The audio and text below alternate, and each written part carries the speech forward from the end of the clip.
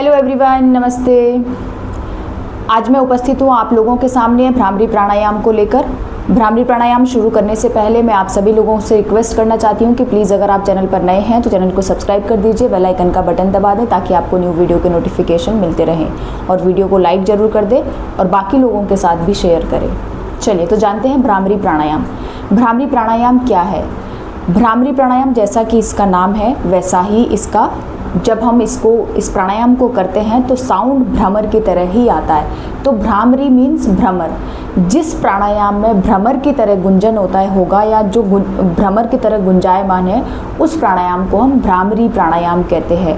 यानी कि जब हम इस प्राणायाम को करते हैं तो जब हम एक्सेल करते हैं तो उस समय भ्रमर की तरह गुंजन होता है, भ्रमर की तरह साउंड आता है। जैसे भंवरा का साउंड होता है सेम वैसा ही साउंड हमारे जब हम मकार की ध्वनि का उच्चारण करते हैं तो सेम हमारे ब्रेन में और हमारे पूरे शरीर में कुछ वाइब्रेशन फील होती है, एक झन्नाट सी महसूस होती है जो हमारे पूरे नर्वस सिस्टम, हमारे तंत्रिका तंत्र और हमारे पूरे शरीर को एकदम कंपन पैदा करता है।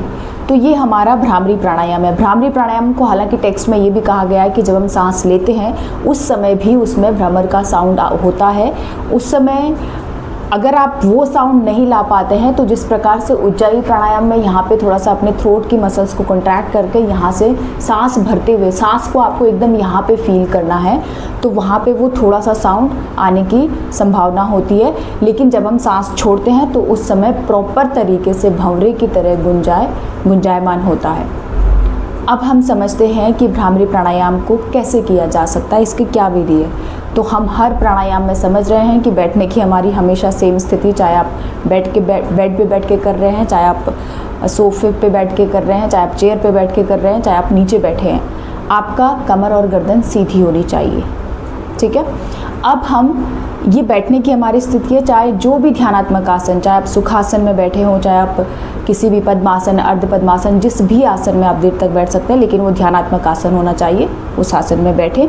आप पैरों को फैला भी सकते हैं। अब हम हाथों की स्थिति क्या होती है, तो बहुत सारे लोग भ्रामरी प्राणायाम को षडमुखी मुद्रा बनाकर करते हैं। कुछ लोग उंगलियों से अपने कान को बंद करते हैं और कुछ लोग अंगूठों से अपने कान को बंद करते हैं। और जो बहुत बड़े प्रैक्टिशनर हैं, जो काफ़ी टाइम से अभ्यास कर रहे हैं, वो लोग बिना षडमुखी मुद्रा के भी भ्रामरी प्राणायाम का अभ्यास करते हैं। मैं भ्रामरी प्राणायाम का अभ्यास षडमुखी मुद्रा बनाकर करती हूँ। तो षडमुखी मुद्रा कैसे बनती है? दोनों अंगूठों को कान के अंदर रखेंगे इस तरीके से, ठीक है।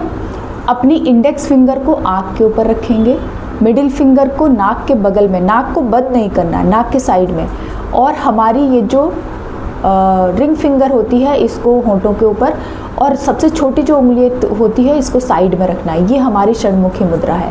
हाथों को ऐसे नहीं रखना है, हाथ आपके शोल्डर लेवल पे रहेंगे। कानों को इस प्रकार से बंद करना है ताकि आपको बाहर की कोई भी आवाज़ सुनाई ना दे। अब आपको नाक से सांस भरनी है और हल्का सा अपने थ्रोट की मसल्स को कॉन्ट्रैक्ट करना है ताकि वो साउंड आ सके। हालांकि वो साउंड आपको बहुत ज़्यादा सुनाई नहीं देगा। और फिर सांस छोड़ते हुए दांतों के बीच में गैप रखना है। इस बात को ध्यान से सुने, दांतों के बीच में हल्का सा गैप रखें, होंठों को बंद रखें और सांस छोड़ते हुए इस प्रकार का साउंड लेकर आना है। तो एक बार मैं आपको करके दिखा रही हूँ षडमुखी मुद्रा। दोनों अंगूठों से अपने कान की जो हड्डी होती है इसको अंदर ले जाकर कान को बंद करना है।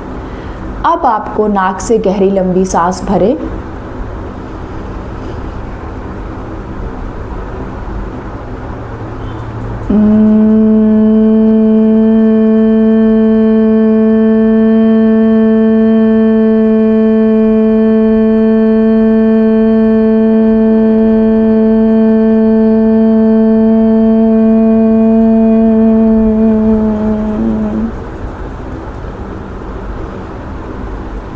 ये हमारा भ्रामरी प्राणायाम है। मैंने इसका एक राउंड किया है।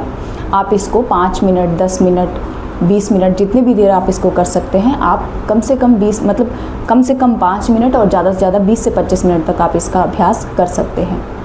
अब भ्रामरी प्राणायाम को जब भी आप अभ्यास करें तो ये कुंभक के साथ इसका अभ्यास टेक्स्ट में कहा गया है कि कुंभक के साथ कर सकते हैं। हालांकि भ्रामरी प्राणायाम को बहुत कम लोग कुंभक के साथ करते हैं, लेकिन अगर कुंभक के साथ कोई करना चाहता है तो कैसे करना है, पहले सांस भरी, कुछ देर कुंभक लगाया और फिर सांस छोड़ते हुए भ्रमर की तरह गुंजन करते हुए मकार की ध्वनि को करना है।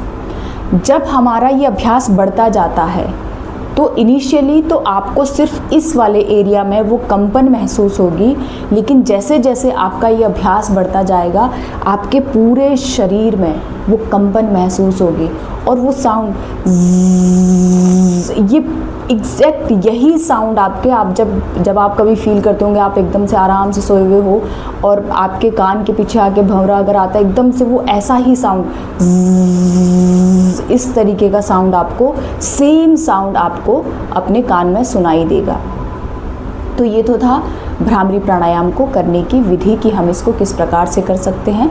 ध्यान रखें दांतों के बीच में गैप रखना है और होंठों को बंद रखें, आंखें बंद। चाहे तो आप ऐसे भी कर सकते हैं, बहुत सारे लोग ऐसे भी कर सकते हैं, अंगूठों को इस प्रकार से भी बंद करें। कुल मिला के बात यह है कि आपको बाहर का साउंड नहीं सुनाई देना चाहिए। अगर बाहर का साउंड सुनाई देगा तो आप अपने साउंड पे कंसंट्रेट नहीं कर पाएंगे। ठीक है, अब आते हैं लाभ के पास। भ्रामरी प्राणायाम के क्या लाभ है? तो भ्रामरी प्राणायाम जो होती है ये उच्च रक्तचाप को नियंत्रित करती है, यानी कि उच्च रक्तचाप को कम करती है, जिसकी वजह से क्या होता है, हमारा जो प्रमस्तिष्क है उसमें जो परेशानी आ रही होती है और उसमें जो तनाव होता है उसमें दूर करता है, उसकी तनाव और परेशानी को दूर करता है।